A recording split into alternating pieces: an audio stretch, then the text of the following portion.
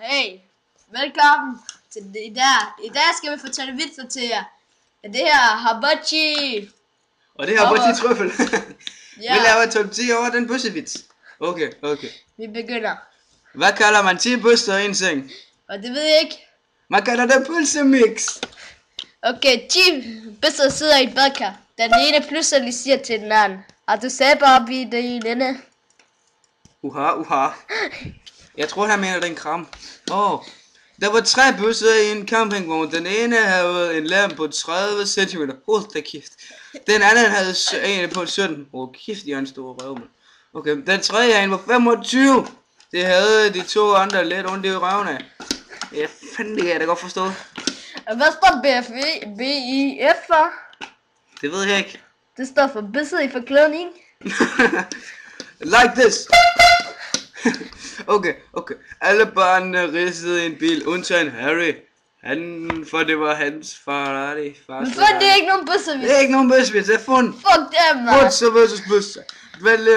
Hvad er lige mellem dårlig bokser og en bøsse? De får begge to klask i ringen. Det må man sgu nok sige.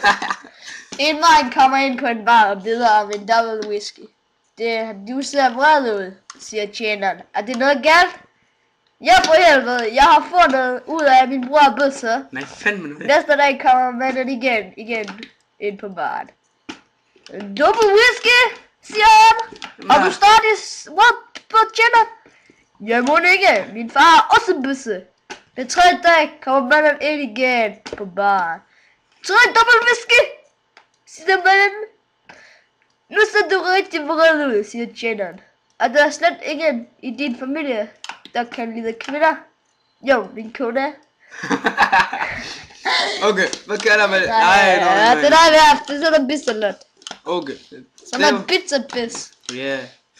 Bøsser og gafler. Okay, hvad er det mellem en bøsse og en gaffel?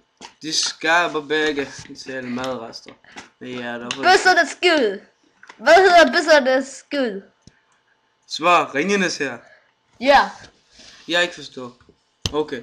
Det var alt for i dag for vores telefonfest. Hygge! Ja. Vi ses i morgen. Ses, bøsrav!